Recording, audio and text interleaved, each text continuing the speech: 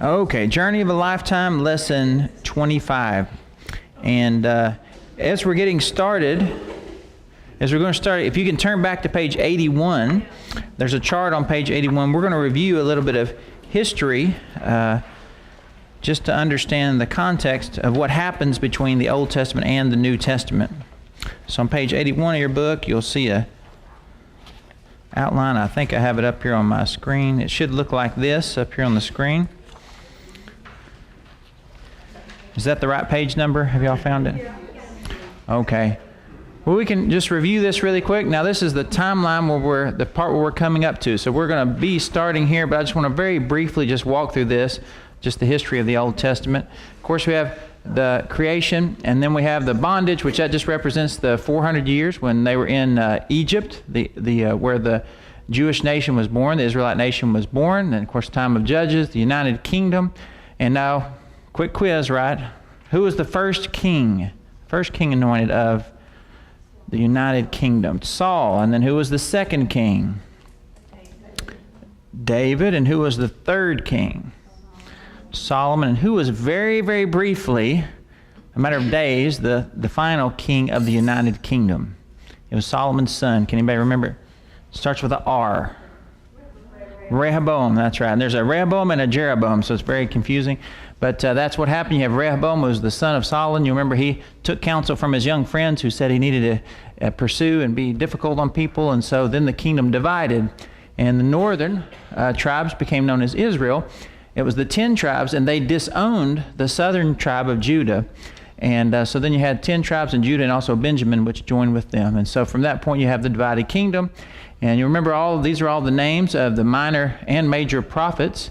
Those names were preaching in the southern kingdom of Judah, and those three up there were preaching in Israel. And you remember there were three kingdoms mainly that came through. The first one was the Assyrians. The Assyrians came through and conquered the northern capital. And now what was the capital of the northern area? The capital of Israel. We're going to get some blood, some brain flow. Samaria, there we go, because that's going to come up later, right? Samaritans is going to come up later. So they came in, the Assyrians, they came in and wiped out Samaria, the capital of the northern kingdom. They carried off most of the important people off into exile. And the exile, that's why they're called the lost 10 tribes, because they carried not all of them, but they carried many of them off, and many of them never came back. And then you remember the Assyrians, what they did, they got foreign people and they moved them into the houses. You can imagine how weird it would be. Have your neighbors moved out and then have people who didn't even speak your language or culture that were moved in. And they did that so people couldn't get organized to rebel. And so what happened in these northern tribes of Israel, they began to intermarry with these people who moved in, and they lost not only the purity of their bloodline, but they also lost the purity of their religion. They mixed in a lot of idolatry and things like that. But the southern kingdom of Judah continued on until later the Babylonians come down, and then they conquered Jerusalem. And of course we have these two prophets here, and these are two that were while they were in Babylon. So you remember Daniel and Ezekiel both lived outside of Jerusalem. They wrote their books of prophecy while they were living over in the Babylonian kingdom. Then Ezra and Nehemiah, they go back, they rebuild Jerusalem and the temple. And then you have this final timeline, which are these last three prophets here, which are the last books of the Old Testament. And they preached, and then we have what's called a 400 silent years, and that's what we're going to talk about at the top of page 106. Hey, that was 6,000 years, maybe 5,500 years of history there in about 5 minutes. So we did real good. All right, so now we're at top of page 106. That brings us to what's called the intertestament period. Now, inter means between, right? Like the interstate. Why is it called the interstate highways? What are the interstates? They connected the states, right? So they weren't state highways, they're interstates that connect the states. So this is the intertestament, is the period that connects the Old Testament to the New Testament. And as it says up here, there are 400 silent years. So from this time of Malachi until the time when the angel comes and speaks to Mary and Elizabeth that they're going to be born, there's this 400-year period when there was silence. God didn't speak to any prophets. There are no recorded miracles that are done, but there were things that happened in that time period. And a couple of big things that are very influential happened. One of the things that happened was that the Babylonians were conquered by the Persians. And then the Persians were conquered by a guy named, his last name was Great. You can remember his first name? Alexander, right? And where was Alexander the Great from? Who can remember? From Greece, right? So you have the Greeks come in, and we're doing this very briefly. The Greeks came in, they conquered the Persians, but it's very, very important because Alexander the Great did something that changed the world. What he did was they believed their Greek culture, which is called Hellenism or Hellenist. It's the best culture in the world. So everywhere they went, they built schools, and they taught people how to speak the Greek language. Now, this is very important for us as if you're learning the Bible, because what is the Bible written in? The original transcripts. In Greek. And the reason it's written in Greek is because Alexander the Great, when he conquered the Persian Empire and inherited their huge empire, he built Greek schools and universities that taught people how to become Greek.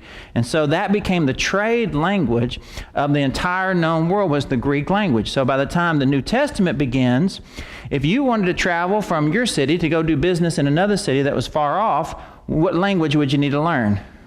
The Greek language. It was what's called a trade language. And the Greek that's used is koine, which just means common Greek. It's the Greek that was spoken and taught throughout the kingdom. So if you wanted to do business, you wanted to travel, everyone learned Greek. And you can see the dates there in the second paragraph. But also I skipped over the part about the Egyptians who were there and the Syrians who were there briefly as well. And you can see there's the third paragraph down on page 106. There's a brief mention of the Maccabean family, which is really a neat story I'm not going to get into for time reasons tonight. But they also played an important role in this time period that's between. And there, if you look into the Hebrew Old Testament, they have 2 books, or more books than even 2, in this intertestament period, and they're called the Maccabeans, the books of the Maccabees. And it's the books that tell the story of this Maccabee family, but we don't have that as a part of our canon because it's not a book of prophecy, or it's not one of the ones that's held in the canon. And then you see the second to the bottom paragraph on 106. Here's a very, very important thing that happened. In 63 BC, the Roman general, so what happened? We didn't get to the Romans, did we? So the Greeks happened. Alexander the Great dies when he's a young man, and he has 4 generals, and they divide up and fight over who's going to be in charge. And through a long story of what happens, eventually the Romans take over the old Greek Empire. And so now, but the Romans looked at the infrastructure that was already there with the Greek language, and they just adopted that same Greek language and kept using it. But the Romans built something that they're very famous for. We say all something leads to Rome. What is that? All roads. There are a couple of things the Romans really did, but one of the things they did that united the world, the Greeks gave the world its language, the Western language of Greek, and the Romans gave the world its roads. And that's why they were able to control their vast territory for all this time, because everyone in the Roman Empire had a common language of Greek, and they had a common roads that they traveled, so for commerce. So you had a lot of countries, even like Israel, that didn't like the Romans, but they liked peace, and they liked doing business. And so it's one of those, they didn't agree with a lot of the religious things and even some of the politics of the Romans, but because the Romans made it peaceful, so you could do business and travel. Everybody likes peace, right? So you can make some compromise. And the second thing they liked is they liked the infrastructure that the Romans built. So now we're going to look at a couple maps just to get us oriented. So this, in red, these are the modern cities. You can see up here, here's Greece. This is modern Greece, which is where ancient Greece was. And of course, Italy, the capital of Italy is Rome. So that was the capital of the Roman Empire. And this is, of course, the Mediterranean Sea. Now over here, we're going to continue with our little review. There are 2 or actually 3 bodies of water here in this lower section, southeast part of the Mediterranean Sea. Who can remember what this oblong body of water in the bottom that's the lowest place on earth? The Dead Sea. Okay, now if you go north from the Dead Sea, there's a body of water that's kind of a circle at the top. Now what is that? The Sea of Galilee. Now there's a river that flows out of the Sea of Galilee and goes down to the lowest point on earth and flows into the Dead Sea. What's the name of that river? The Jordan River. So if you can find those on a map, they're very distinctively, then you know this is what's called the Holy Land, and that's the distinctive geographical symbols that are there in those bodies of water. And then it's easy to find Jerusalem. Jerusalem, if you just go to the north shore of the Dead Sea, it's a little bit west of the Dead Sea. And of course, Jericho's just to the right. So you can find Jerusalem. You can look at the Mediterranean map, come down and look for these 2 bodies of water, and you can pretty quickly, you can spot the Holy Land. This is, of course, a modern map. Now, when the Romans took over all this from the Greeks, they divided it up they were very organized, and they divided it up into sort of districts or precincts. And you look around here and you can see something here. What is this precinct? Now, does this sound familiar? Judea. And so that's going to be ruled. So now we're to the first century. So the Romans are already controlling everything. Everyone speaks Greek as the trade language. They have their language they speak at home. They have the language they might learn in local areas, but then the Greek language is the language of trade. So if you're going to go on a trip, if you're going to go like the Apostle Paul, we're going to see later, he skipped across these islands and traveled all over the place, you had to speak Greek because every place had a different language, but everyone had the common language of Greek. The second thing they had is they had roads and ports that the Romans built, and the third thing that they had that the Romans provided was the peace to do it. You remember the Apostle Paul, we're going to talk about later, how important it was to have his Roman citizenship, because that gave him the rights to travel around. So it's really a unique time in history. You had one of the most peaceful times in world history is when God chose to send his son Jesus into the world, when there was a common language, there were infrastructure that people could travel, and there was this thing that's called Pax Romana, or the peace of Rome, was spread over the known world so that ideas could spread quickly. If Jesus would have come 100 years before, it wouldn't have been able to spread the way it did. It was just a very unique time in history. All right, let's turn over to page 107, and we're going to look at some of the characters, the people who arose during this 400 years of silence that we didn't see in the Old Testament. The first one are the Pharisees. And you can see up there, I'll give you time to write this down. The Pharisees were middle class, conservative, religious leaders who followed the law of Moses to the letter.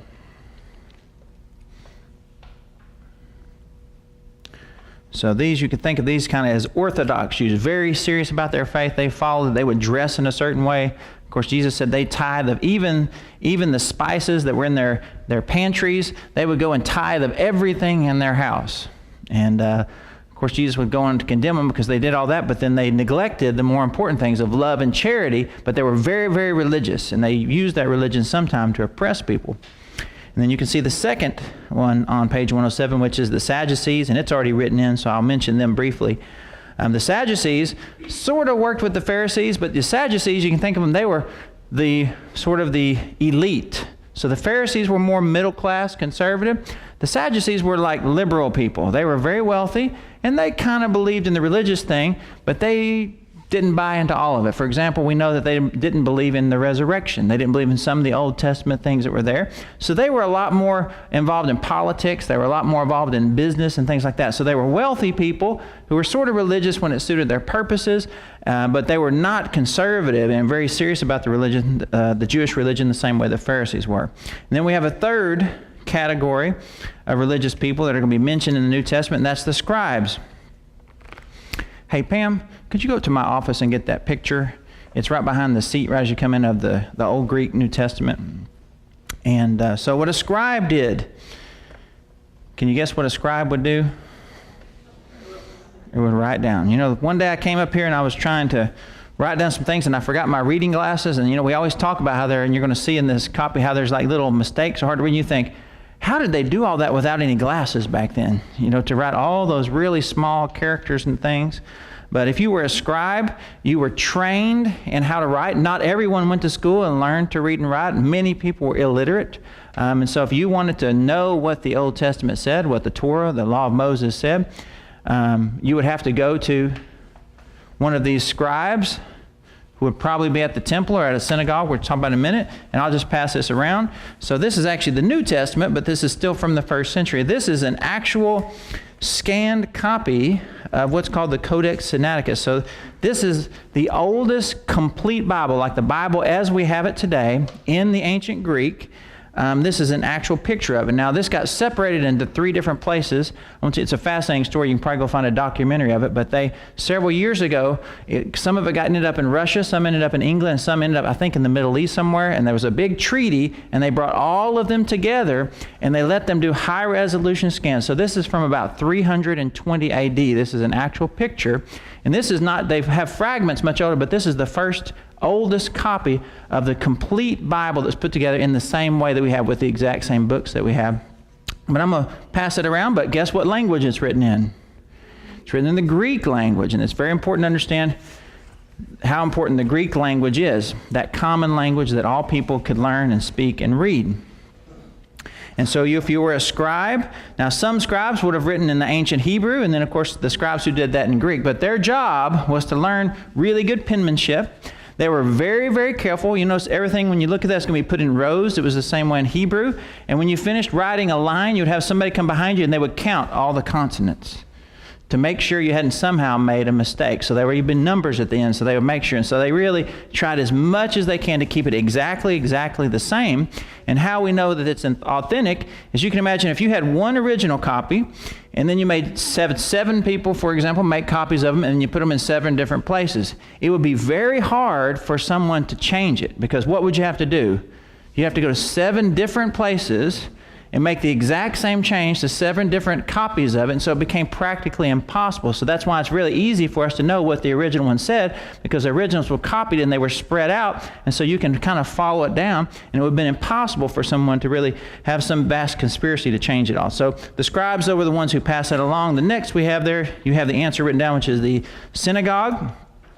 We still have synagogues today, but we don't have a temple today. So for the Jewish people, there's only one place in the world that they can do many of their sacrifices. Like, you remember the Day of Atonement that they would do once a year. The only place that they could do that was in the temple, the Holy of Holies. But of course, in the temple, I don't have a picture here. In Jerusalem now, there's an Islamic shrine built on top of it. It's called the Dome of the Rock. And that's what all the fuss is about. So since it was destroyed in 70 AD, this is close to 2,000 years, they have not done the sacrificial system since the time of Jesus, since just about 20 years after Jesus was crucified, when he said the temple is going to be destroyed. So it was destroyed. So from that point until now, they've never done the sacrifices, but they keep the teachings, and they keep the teaching alive in synagogues. So anywhere you can go, I saw in a documentary I was watching the other night about something totally unrelated. It was somewhere up in Eastern Europe, and there was a Jewish community, and guess what they had in that little small town? A synagogue. So a synagogue is sort of a religious center, and that's where they go. And people learn how to read the Hebrew. They learn all the traditions, and it's like a little school. So it's just amazing how God did this to preserve it. It's really unbelievable. So you can go all around the world, you can find these synagogues, but in synagogues, they can't do the holy festivals, the sacrificial festivals. That can only be done in the temple. And some people say, I'm not an expert on this, but that right now, there's supposedly these Orthodox Jews that have every single thing that they need to build the temple ready to go. And that they're working towards somehow, and it's hard to imagine how that would happen because there's so much conflict in that area. But if they were, let's say for example, something were to blow up in the Middle East and they were to take over that ground again, they would be able to build the temple, and then immediately they would start again to do those ancient sacrifices, just like we read in the time of Moses. But we don't have the temple, we have the synagogues, which just do the teaching part. Okay, next. Is anybody getting tired, man? We're moving fast. Lots of information. This is what you call survey. Next is the Sanhedrin,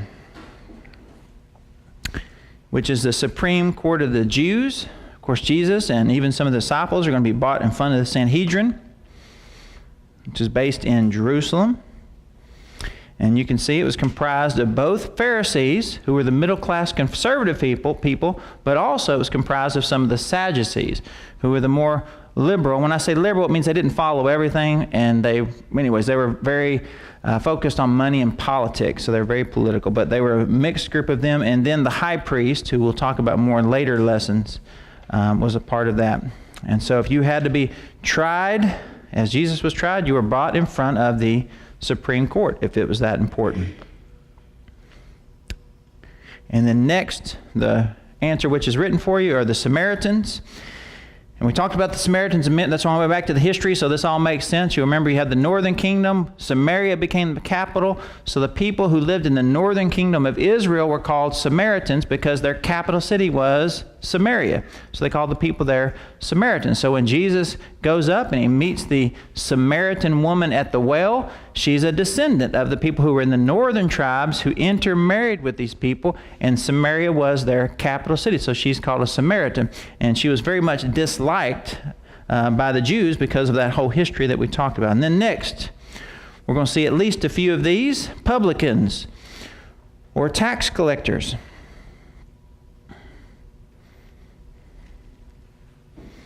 As I sort of alluded to before, the most important thing for the Romans, they were kind of like the British in the late 19th century, early 20th century. They were business people. I mean, that's what they were about. They were about business and getting wealthy, and so that's why they kept control. So if they came into an area, they would let the local people, on most occasions, continue to worship in the way they wanted to, and even allow the local governments to operate. But there's one thing they wanted to collect. If you were worried about money, what would you collect?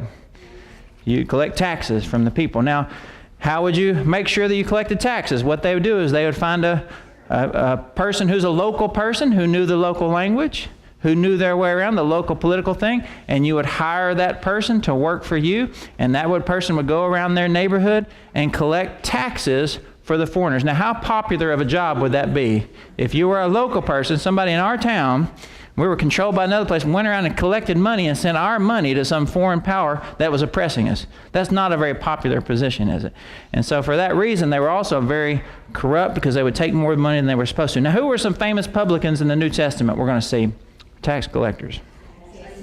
Zacchaeus and Matthew. Those are the two most prominent that are in the New Testament. Of course, finally there you'll see the centurion, who was a soldier, and you can see that word century, which is built into that. And what is century? How many years are in a century? 100. So guess how many men a centurion was over? 100 men, more or less. So that's where that number is. It's an officer who's over 100 men. All right, now the bottom of page 107. I want you to flip now, actually go back to 110. We're just going to look real briefly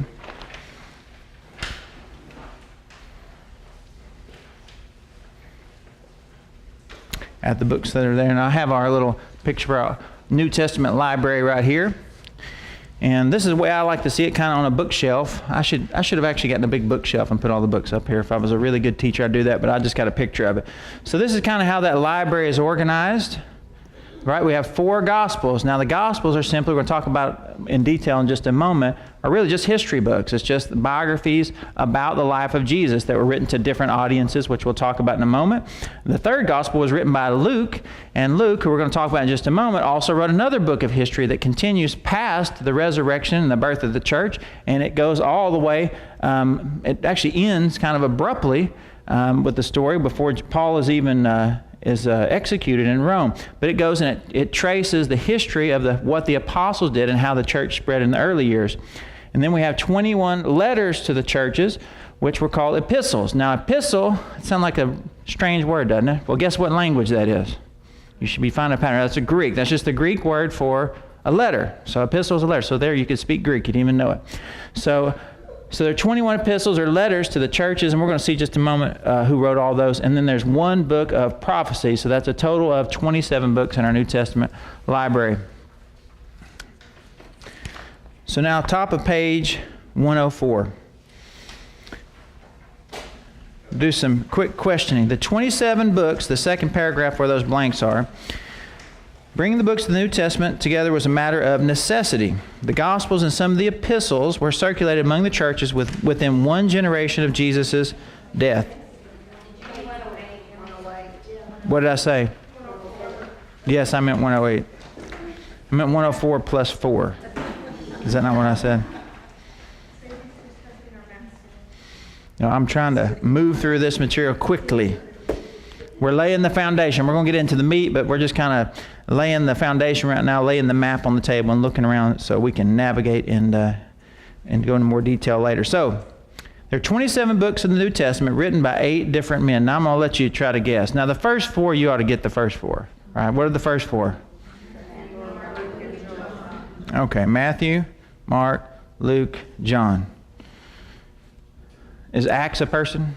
No, so Acts is not one. Romans is, of course, not. Some of them are named to the people who they were sent to. Who are some other authors? Matthew, Mark, Luke, John. Paul. Might be soon get them in order. I'll give you hints. Okay, the next one, 2 of the authors were Jesus' younger half-brothers. James is one of those. And who's the other one? No, there's another John. I'll go John. All right. Jude. So Jude or Judas was Jesus' younger brother. And then we have Peter.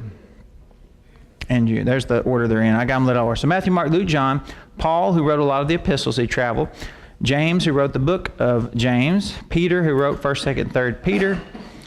And Jude, which is a very short letter, which was written by one of Jesus' younger brothers. So Jesus had several siblings, and two of them. And by the way, James and Jude, we're going to find out, didn't believe that Jesus was the Messiah until Jesus appeared to them in the resurrection. And they went to become people who weren't sure about him. They thought maybe he was crazy. They saw the signs, but they couldn't figure it out.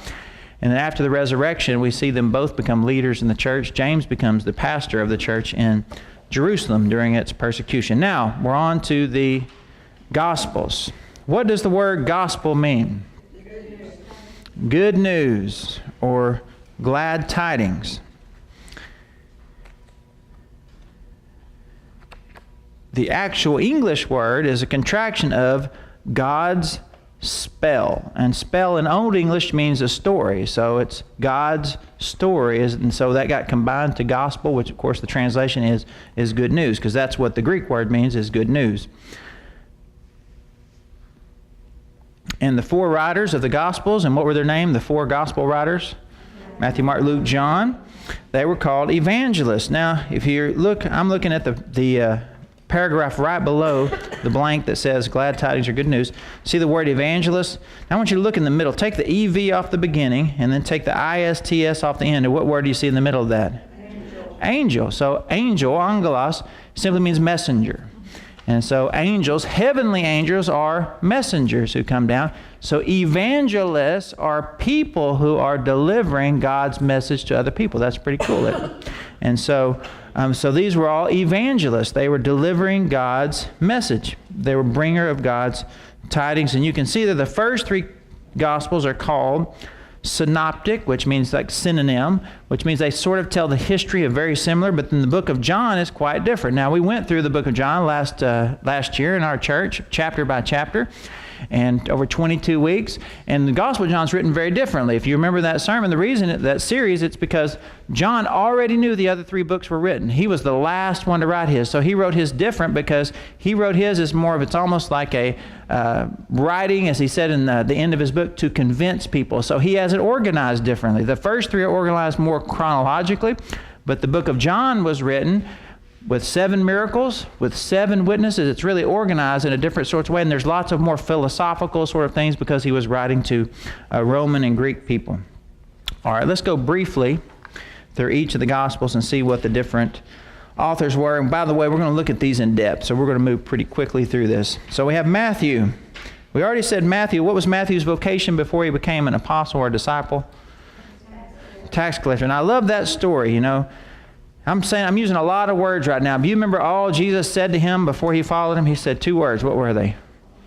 Follow me. He said, he came up to Matthew and said, follow me. And Matthew got up. Now that's concise, isn't it? But here's, of course, the trick. Why do you think that was enough? Do you think that was the first thing that Matthew had heard? I think Matthew had probably been watching him very carefully for some time. So when Jesus walked up to him and said, follow me, he wasn't following because of those 2 words. He was following because of the person he had observed him to be. So he left his lucrative and corrupt occupation working for the Romans and followed him. And you can see there, Matthew, the son of Alphaeus, and he had 2 names. He was known as Levi. Now, Levi is his Hebrew name. So you remember in Levi, that sounds familiar. Where do we know that from the Old Testament? Levi. It was one of the tribes. It was one of the sons, right? It was one of the sons of Israel, of Jacob, and they became the priestly tribe. So they were the tribe actually of Moses and Aaron, were all part of the Levi. So he has this name Levi, and so Levi is a Hebrew name, and then Matthew is a Roman or a Greek name. And so often people in those times, they didn't have last names at all. Isn't it weird to think you don't have last names? In fact, when we lived in Muslim countries, they don't have last names either. So if you're going to travel to a Muslim country, you know what they always ask? You'll love this if you're a woman. You know what they ask? If you're a man, they ask, what's your name and what's your father's name? So for a bad example, or I guess it's a good example in some way, but Osama bin Laden, bin means son of. So he only has one name. So Osama, bin just means son of Laden. So Laden is his father's name. So if you go into a Muslim country, you fill out your application, it'll say, what's your name? It'll always ask for your father's name. But if you're a woman, guess who it asks for? Your husband's name. Wouldn't you love that? So say, what's your name and what's your husband's name?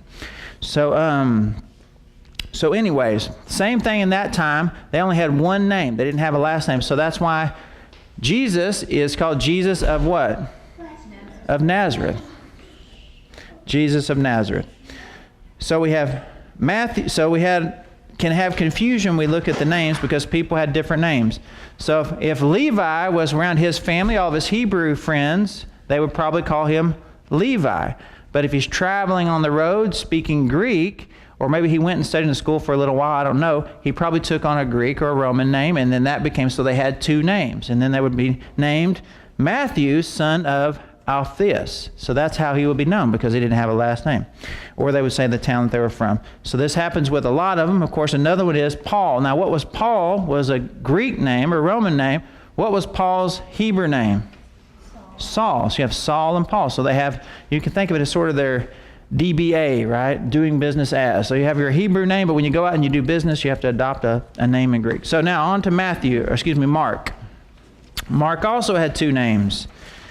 John was his Hebrew name, and Mark was his Roman name, or his name he used as he was traveling.